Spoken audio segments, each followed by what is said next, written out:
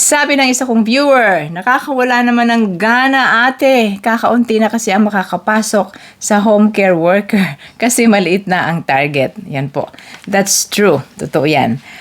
Kasi ho, ang target for the next 3 years na nakasulat doon ay 10,000 na target every year.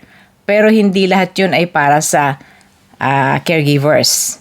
Nandun pa rin yung ibang mga pilot sa 10,000. So, ang nangyari, 5,000 ang ibibigay para sa caregivers ng Canada. At sa ngayon sa pinalabas na guidelines ng IRCC for the home care worker pilot, which will run from this year and until 2030, 5 taon, kasaad po doon na taon-taon ay 5,000 ang ibibigay para sa mga caregivers. Ay, ngayong taon, 2025 hanggang 2026, ay lahat po ay inside Canada ang mag-a-apply, di po ba?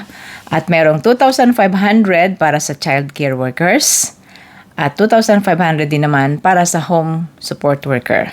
Yun, for 2 years. And then yung remaining 3 years ay bibigyan na rin ng slots ang outside Canada applicants. Di ba? Di natin nagustuhan yun, pero yun na po ang nangyari no?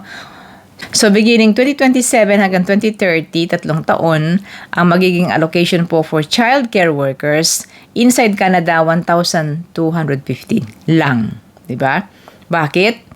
Dahil yung another 1,250 ay para naman sa inyo na outside Canada. Para sa home support worker, ganun din. Inside Canada, 1,250 at ang applicants outside Canada ay 1,250.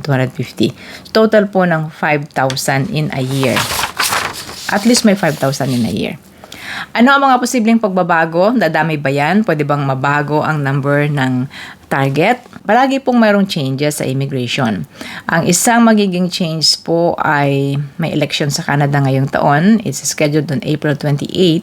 So, will there be changes sa immigration after that? Hindi pa natin alam guys, pero yan ang isang posibilidad na magkaroon ng pagbabago. Ano pa ang pagbabago?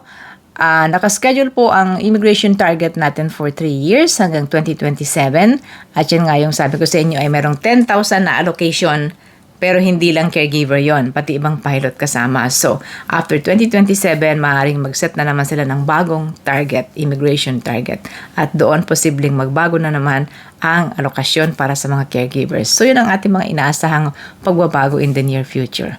For your information, sa Ate Menchi po, good luck to everybody. Bye!